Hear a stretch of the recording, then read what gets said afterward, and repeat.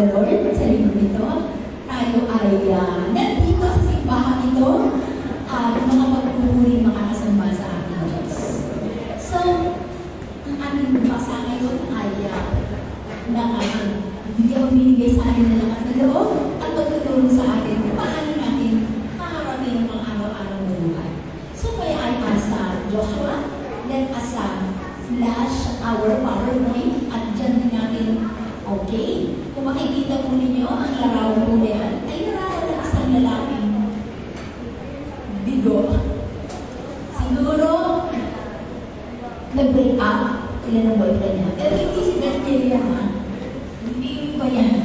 So, meron po mga tao ngayon sa iba't ibang panig ng daigdig na nasa isang party lamang at nakaupo na ganyan na nag-iisip dahil sila ay lupay-pay at bigo. Next picture, please. Ito naman, sa business. Mayaman itong taon to. Pero nagkaroon ng problema sa business. Ang lungkot-lungkot po niya. Ang sakit sa ulo, hindi na alam kung paano pagpupunday-pundayin ang kanyang mga napakadaming problema. Let's go to the next picture. Ito naman, broken family. Makikita po ninyo unang sila dyan. Kasi yung isa na hati, parang yung tatay yung nawala. Kasi karaniwan naman sa broken family, ang nawawala yung tatay eh. Hindi naman kasi usual na yung babae ang kumakaliwa. Usually, yung tatay kasi siya yung nagtatrabaho, siya yung nakakakilala ng ibang babae, or siya yung nag-a-abroad, kaya karaniwan, nag-broken family. Next picture naman. At Peter si Pedro. Walang pinilista.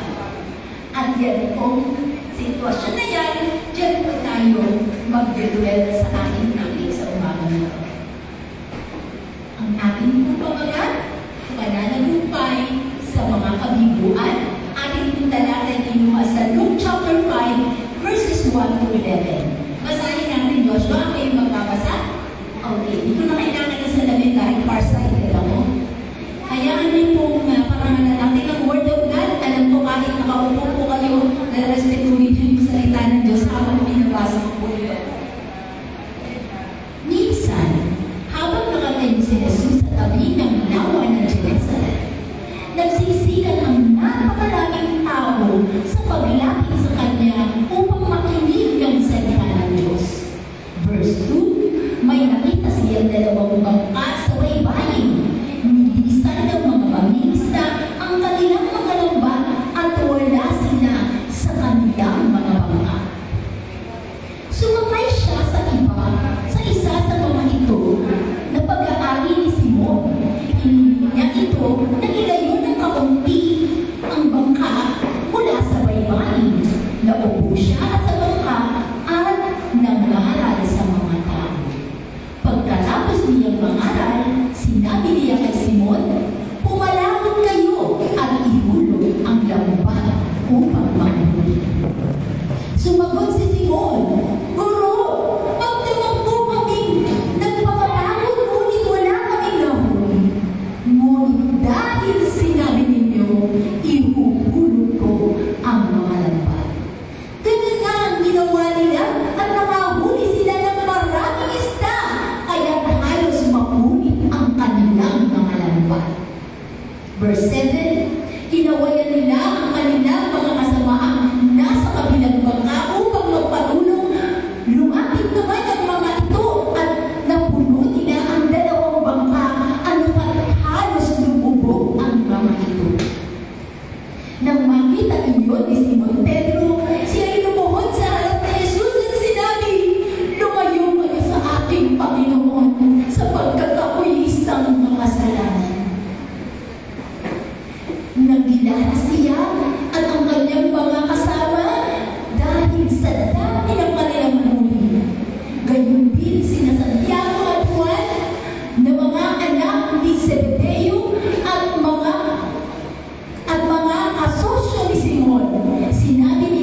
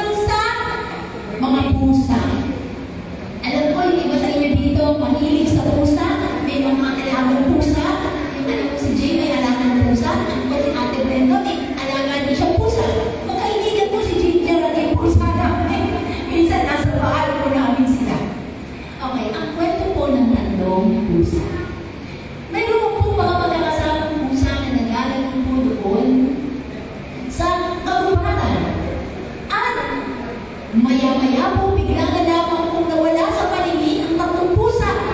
Yung pala'y nahulog sila sa malalim na malalim na balon.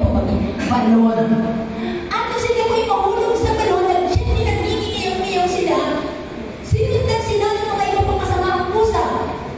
So, ang sabi ng isang kasamahang pusa, hindi nyo nakakayanin yan. Sisigawan yung mga pusa, wala na yan, hindi na makakahapon dyan. So, yung isang pusa, nawala ng pag-asa, patay agad.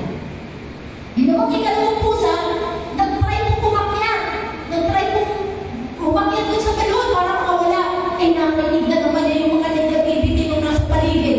Wala yan, hindi ko na makakaya yan dahil hindi na napakalalim talaga yung balon na yan. Hindi ka na makakalabas dyan. Pagkatapos po ng ikalawang hakbang, na-discourage po siya sa mga narinig niya. Bagsak po siya, patay din po. Pero ito pong ikatlong pusa, na pangalanan po natin, Kitty. Ito pong si Kitty na palaki naman. Eh di, sigaw mo na dalawa na yung namamatay dyan. Naisipin mo, makakalabas ka pa. Sabi ko sa bahay ng pusa. Ang ginawa ko niya, halos malagatan na siya ng hininga, pumakpang ng isa pang hakbang. Parang nagagitawa niya, pumakpang muli ng isa pa. Eh, palakas yung sigaw ng mga ibang mga pusa. Wala na yan. Pero alam niyo po, hindi po siya nag-give up hanggang sa bandang huli po. Nakalabas po siya sa balon. Paano po nangyari? Eh di ba ang dami pong negativity? Ang dami pong sumisigaw? Bakit po siya hindi nadala? Alam niyo po kung bakit? Biniho ko pala yung pusa na yun. So hindi niya po narinig yung mga pangdadang po ng mga nasa paligid niya. Wala po siyang alam na sinasabi nila, wala yan, di mo yan kaya kasi hindi siya. Isa po kasi tayo, kaya tayo nagdadam.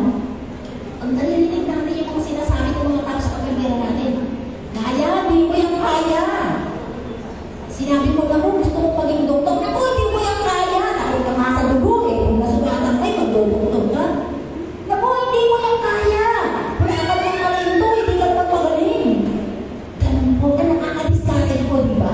Pero nakita po natin, sa pusang ito, wag po natin pansinin. Magbingi-bingian po tayo sa mga negativities at maging lagi po tayo positive. At sigurado makakaaraw tayo sa anumang balon na ating kinakalaki.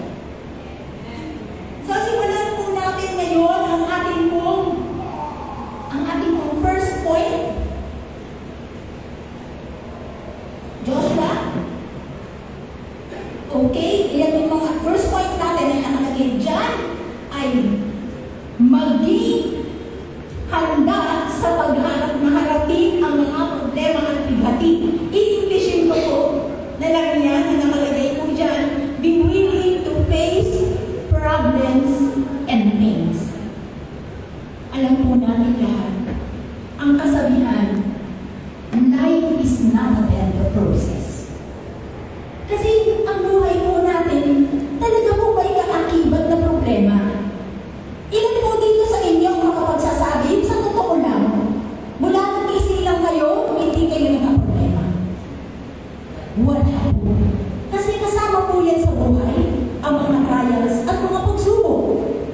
Kahit nga po yung mga pinapatapatukanan nyo, yung mga iniimbay ng mga Christian, pag nag-witness po kayo, huwag niya sasabihin dyan na, naku, sumama ka na sa aking pananampalataya. Dahil pag sumama ka sa amin, lahat ng problema mo biglang mawawala.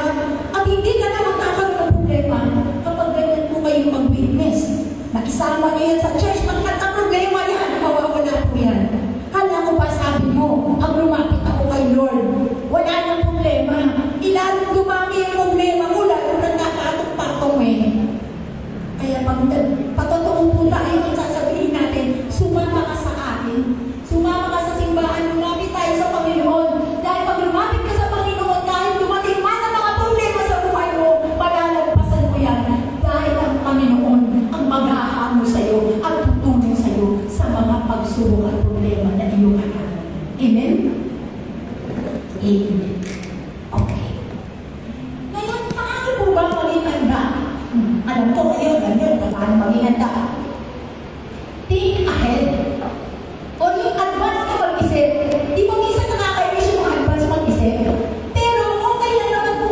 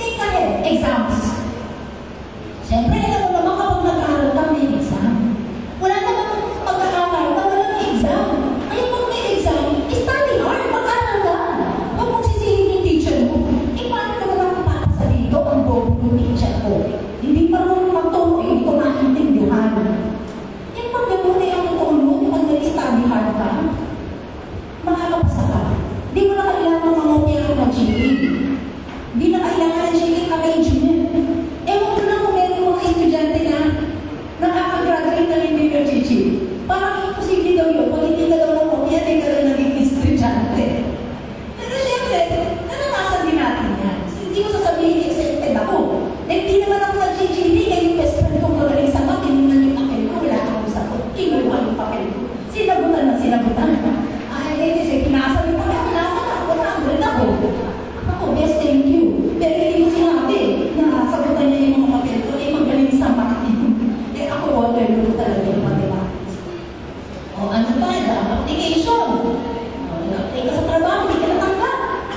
Ay, ibig sabihin ba, hindi ka natanggap ngayon, tama na? Mag-apply ka ulit sa isa pa. Napakaraming trabaho na pwede mong applya kapag hindi ka natanggap. Mag-apply ka lang ulit, pero dapat matanda ka. Yung matanda ka, alam mo na yung itinanong mo muna sa'yo, why should we hire you? Hindi daw yung tanong eh. Bakit ka namin i-hire? Eh, yung sagot ng isa kong sabi yan, isa kong SME. Eh, hindi tanong pa naman ako, why should we hire you? Eh, di sagot ko, because you are hiring. Yung daw sagot niya, nag-call daw siya, hindi siya tanggap. Biro mo naman, magkakapit ka tatanong yung why should we hire? Kung kaya ka nga nag-apply, gusto mo nagtrabaho. Eh, di pag-aaral mo. Eh, dati natanong din niya sa akin, hindi ko alam, why should we hire you? Nakulala ako. Eh, may vacancy kayo, gusto ko sabihin, may vacancy kayo. Eh, di ko ako na susunod. Apply ako na, same position. Why should we hire you? Well, you should hire me because you need a person like me. Because you need me as I will be able to fit in the position, the vacancy that you have, and I will be able to help you achieve your goals. Baka na ako lang yung nag-i-interview sa akin. Hindi naman tatlong tanong. Isang tanong ka lang, pinirmahan na, in-endorse na ako for orientation. Aralin mo. Kahit hindi siya ang-aralan mo para sa susunod. Handa ka na. So, kagaya po dito ni Peter, ano ang sabi niya sa verse 4, pumalakot kayo at ihulog ang laban upang manghuli. So, ibig sabihin ng pumalakot, ang lalim. Pumalakot, ibig sabihin, pumunta ka sa mas malalim. Minsan mo kasi ang problema, kaya ang hirap isolve. Ang nakikita lang natin yung mababaw. Nakikita lang natin yung surface, hindi natin maintindihan.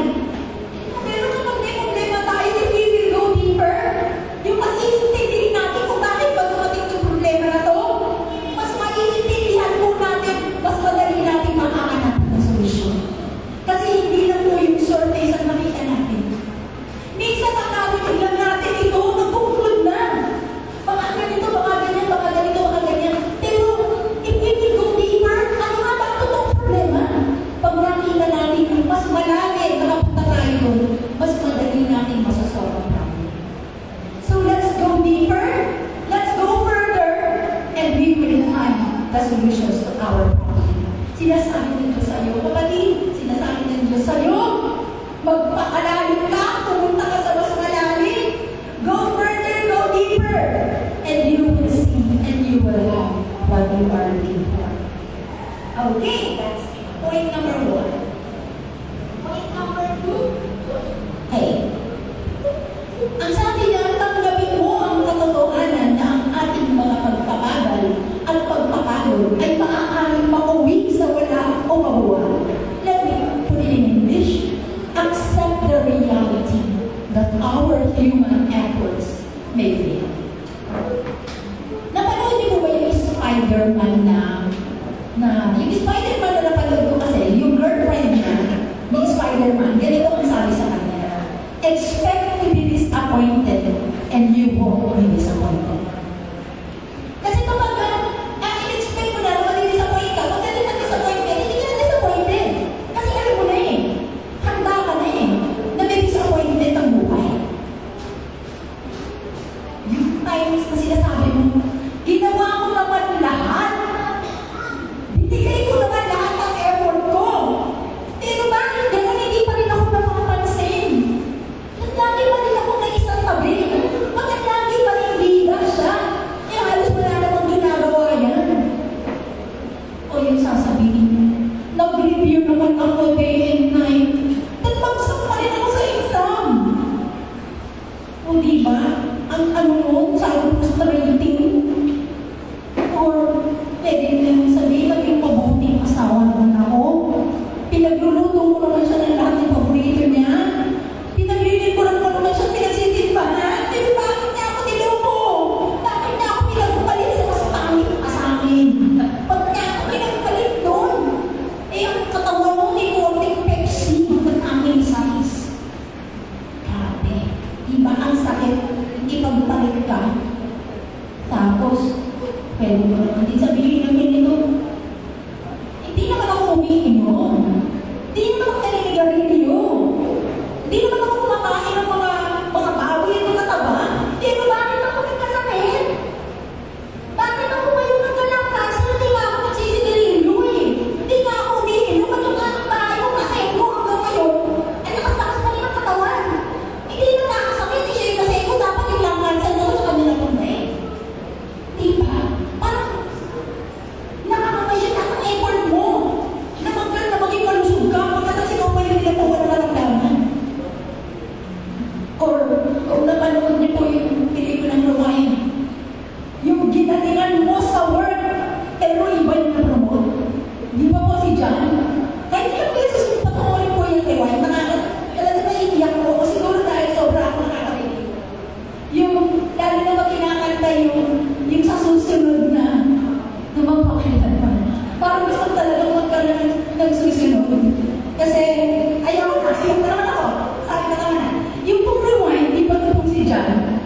Hindi siya na-promote, pero hindi niya. Ginawa niya lahat. Siya yung nagkarapat-dapat ng promote. At kung tatawagin ako, sino yung mapapromote, tayo na siya dapat mo eh. Aba, yung tinawag, yung girl, hindi siya yung na-promote. So, sobrang lungkot po niya dahil hindi po niya in-expect na hindi po siya. Pero alam naman po natin, yung second na buhay niya, na-rewind, hindi na po siya galit. Aba, yung tuwa pa siya, yung boss niya ang nagtaka. Ay, love you, boss. Nag-i-love you pa, hindi nga siya i-promote. Kasi mas nakita na niya yung mas managaling eh. So, makikita po natin na kung sila Peter, sila Andrew, all night silang namimista, wala silang nahuli. Expect nila makakahuli sila. Pero dumarating po talaga yung panahon na hindi po nangyayari, hindi expect natin. So, expect na. Nagtitinda ka, bukas ka ng tindahan, all day long, wala kang bumibili sa'yo kahit isa. Expect that to happen. Dahil nangyayari po yung mga bagay na yun. Pero, bakit po nangyari yun? Bakit nangyayari wala silang huli? Kasi, may gustong ituro si God sa kanila. Because God wants them to know that you need me. Na kailangan niyo ako. Gusto ni Lord na ituro sa kanila na kapag kayo nakaugnay sa akin, sa kanya pa naman magagawa ang lahat ng bagay. Gusto ng Lord mas mapalapit sa kanila. God wants them to be close. Sabi sa John 15:5, I am the vine and you are the branches. If you remain in me and I remain in you, ang sabi niya ganon, you will bear much fruit. But apart from me, you can do nothing. Ito po ang gusto nilang ipakilang sa atin. Pag minsan na tayo ay nag-fail, pinapakitanglan ng Diyos na kaya kong gawin ang isang bagay. Kaya kong gawin ang isang bagay kapag kasama mo ako. Gusto lang ni Lord ay alam sa atin. Lagi niyo akong isama sa lahat. Sa business niya, isama niyo ako. Sa work niya, isama niyo ako. Sa simbahan niya, isama niyo ako. Kahit sa paglalakad niyo, saan pa kayo pumunta, isama niyo ako. Dahil pagkasama niyo ako, makakaya niyo gawin ang lahat ng bagay dahil tutulungan ko kayo. Amen? Praise the Lord.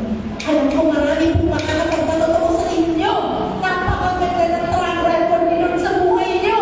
Kaya kung anumang pagsubok ang dadating pa sa buhay niyo, di na kayo magdadalawang isip.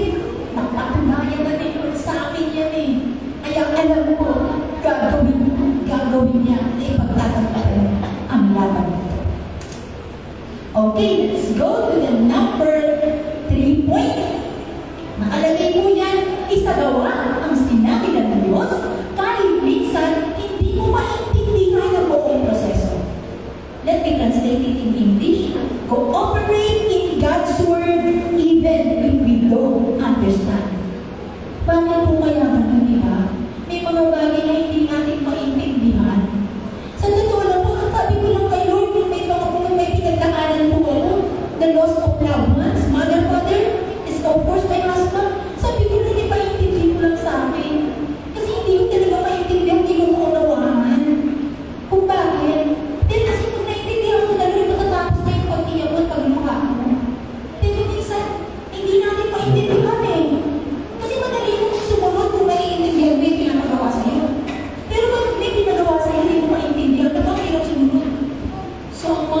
na lang dyan, mapapakanta ka na lang.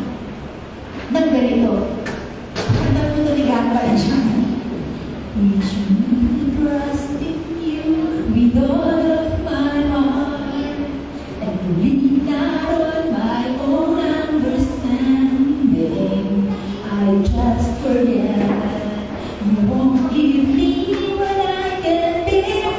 Take me out of this dark one, Lord, I don't wanna be there. Kasi tayo, ayaw naman po talaga natin na gano'n, di ba? Na nandun tayo sa mga pagsubok na hindi natin maintindihan. Pero kailangan lang pala natin gawin. Trust. Magtiwala ka lang. Just trust the Lord. Hindi mo naiintindihan. Yung ganito, nag-sorry na ako sa kanya eh. Pero ayaw pa rin niya. Pero ang sabi sa iyo ni Lord, forgive. Forgive. Kahit sa tingin mo hindi siya mukhang kapatapatawad, ang dapat sa kanya, makarusahan. Pero pag sinabi sa iyo ni Lord, forgive. Lord, forgive ko ba yan? 3 beses na nagkasala sa akin yan, ipaulit-ulit na lang. Ang sabi ni Lord, forgive. Nang dahil sa salita mo, Lord, magpapatawad ako. Ang sabi ni Pedro, dahil sinabi mo, Lord, ihuhulog ko ulit ang laman. Yung sasabihin mo ngayon, Lord, pag binigay ko sa kanya, wala na kami kakainin. Game. Pag sinabi ng Panginoon, ibigay mo. Lord, pag natin binigay ko ng bukas, wala na kami ulam. Ibigay mo. Alala niyo po yung kay Elijah. Yun na lang ako rin na tinapay. Pero dahil sumunod po yung pong babae, binigay po niya yung kanilang uling pagkain. Yung pong kanilang tapayan, hindi po nakukusan ng kanina. Dahil nakita po ng Panginoon, baka kailangan yung babae niya. Alam naman na Diyos mga kailangan mo eh. Kaya kapag may hiniling siya sa iyo na gawin mo, kahit paano ko ito gagawin? Eh di, parang ako naman nawalan. Huwag mong kalalahanin. Dahil hindi kakayaan ng Diyos na mawalan ka. Eh kapag sinunod mo siya, pupunuin niya ang lambot mo. Pupunuin niya ang sisiglan mo. Hindi ka magkukulang. Or, eto pang isa, ayoko na mag-aral.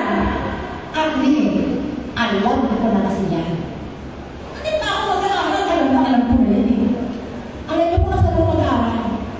Ayaw nga po, maganda ka na saan po mag-aaral eh. Kasi nga po, pag nag-aaral ka, hindi ka mga klase ka, nagkaroon ka na interaction, natututo ka sa buhay nila, at hindi natututo. So kapag nag-aaral ka, it brings you a lot of new experiences, marami ka nakikita kaibigan. So, ang sarap mo talaga mag-aaral. Actually nga, ang dami ko pong inalat, diba? Aside from, nag-send po ako ng master communication, sa dala sa karoneta, education ako. So, sabi ka, point buwan na lang, saan ako nagkamali? Bakit kumakain ako ng chocolate kasi baby kumain habang nagtitis. Siguro, wala sa isip ko na. Eh di, nung set, sabi ko, tama na nga, huwag na lang nga akong mag-teacher. Kasi nag-chat yung kapatid ko sa akin. Busy, papasok na nakitaling ka sa Senado. Yung mga nagsasabi, parang makalimutan ko na doon sa ako. Pero, ang sabi ko, nga nasa school, administrator, siguro rin ako yung papel ni Richard Lisa. Siguro ipinagpalit doon sa ano, baka nakapasa talaga siya, pero ipinagpalit. Alam niyo, yung dati nangyari sa akin. So, second time, nag-review na po talaga ako. Review center. Tapos talagang tinutungan ng pag-aaral, hindi na tulong sa gabi. Yung second thing ko po, sobrang daan ako. Sabi ko, konti na lang makakasama na sa technology. Pero gusto ko lang naman pumasa. So, hindi po ako nag-give up, kaya ako po ay naging licensed educator. Kaya ang pangalan ko po ay Maria Lisa P. Bautista, LPP, Licensed Professional Major. So, although hindi ko siya masyado nagamit, ilang years ko na naman po nagamit yun. Mga 10 years na, pero nagagamit ko po yung professional license ko. So, even if you fail once, try again. Try and try until you succeed. Okay, so, eto, isang example, visa application. Nakailang apply ka na sa visa, pero laging deny. Bakit kaya gano'n? Try ka ulit, nakakatatlong deny ka pa naman. Try ka ulit na try, dahil yung mga tao nag-a-apply ng visa, mas ibag na talaga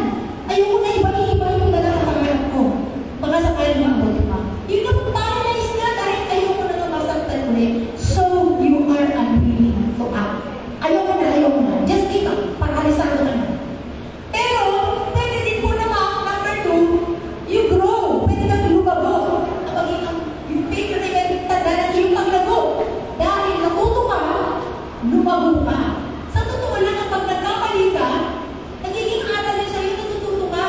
Kaya yan din yung sinasabi ko sa mga anak ko, kung nag-apply kayo ng trabaho at gano'n kayo, mapapagalitan kayo sigurado. Dahil hindi naman perfect agad. So kung napagalitan kayo, kung kayo isang agad, napagalitan ka lang, iba mo na eh. Pagdating ng second month mo, alam mo na yan. Ng third month mo, alam mo na yan. Ng fourth month mo, malalaman mo. Pero, huwag kang susuko agad kasi yan ay iyong paglaro. Yan ang iyong magiging group. So either maparalyze ka, maging paralyze ka, o mag-grow ka. So let us always choose the better thing. Let us always choose to grow. Kaya nga magpasalamat ka dyan sa kapatid mo na nagbibigay sa iyo. Amen? Sa halip kasi sa sirain ko siya, sinisira mo buhay ko. Pero, sabihin mo, salamat na pinalalago mo at pinalalago mo ka. And we go on to our last point, Joshua. Ano pong nangyari nung marami silang huli? Sabi dito, maging mapagbaba sa panahon ng pagtatagumpay. Be humble even in times of success. Kita niyo po yung reaction ni Peter? Ang dami pong huli, halos dalawang bangka. Pero sa halip po nakamayabang siya, ano pong naging action niya? Siya po yung lumukod sa Panginoon at sinabi niya, Lord, depart from me, I'm a sinful man. Sabi niya, Lord, makasalanan ako dahil ano. Parang iniisip niya, unworthy ako, Panginoon, sa blessing mo. Hindi ako marapat dapat na tanggapin ang pagpapala mo. Yung mga dahil sa pagpapala mo na kasi yung naisip mo, sobrang buti mo, Panginoon, hindi ako karapat-dapat. Pero yung iba mo, kapag pinagpala at dumami na yung kanilang kayawanan, dumami na yung pera, naging sikat na nasagot ng mga panalangin na aba, sa halip mo na maging makagumaba, yumaban, hindi ka nakilala. Pagka ano, dumami, nakasakay ka sa sasakyan na makagahan, nakasalubong ka, hindi ka na makilala talaga. Ang sabi nga po ng isang saying, character is tested not only in times of adversity, but in times of prosperity. Nasusubok na lang totoo pagkatao natin, hindi kapag tayo ay naghihirap, hindi kapag tayo ay pinasagahan ng ating Panginoon Diyos. So the goodness of God to us, dapat po ang kabutihan ng Diyos sa atin, pag tinubo niya panalangin natin, pag-lead po ito sa atin, na masilintado po natin kilalanin kung sino ang Diyos, kilalanin ang worthiness natin before God. Na Lord, deserve ko ba itong pagpapala ito? Pero binigay mo pa rin sa akin. Kaya nga, di ba pag napunta ka, ang piling mo hindi ka deserve, pag kinaawakan mo na yung award, naiiyak ka dahil ang piling mo, natanggap mo ang pagpapala ito dahil hindi ito galing sa galing ito sa Panginoon, bigay sa iyo, Lord. Mas masarap mo yung bigay ni Lord, di ba? Kasi yung sabihin mo, galing ito sa pagpapala ko, galing ito sa galing ko, galing ito sa lakas ko. Pero mas masarap mo ang tagumpay na alam mo, bigay ng Diyos niya. Galing sa Diyos niya, sapat na Diyos niya sa panalangin mo. Kaya nga po, sa umaga po ito, nais na din sa atin ng ating Panginoon. Tayo ay nasa mercy, frustrated tayo at darating sa buhay natin, let us never give up. Because God will never give up on us. God will always be there for us. So, ngayon po umaga nito, napakinggan po natin paano maging mananagumpay sa kabinuhan. Dito po ang limang bagay na natutunan natin.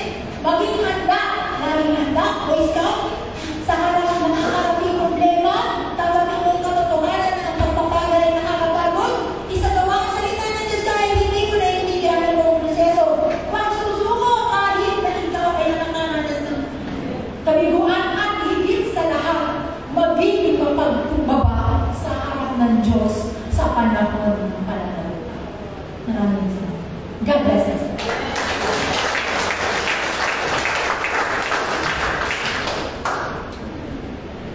Thank you so much po, Pastor Lisa, for a very wonderful, timely, relevant message. So, iba-iba po talaga tayo ng kind of speaker na we have every Sunday. So, we have that uniqueness na makikita natin sa kanila. So, lahat po, every person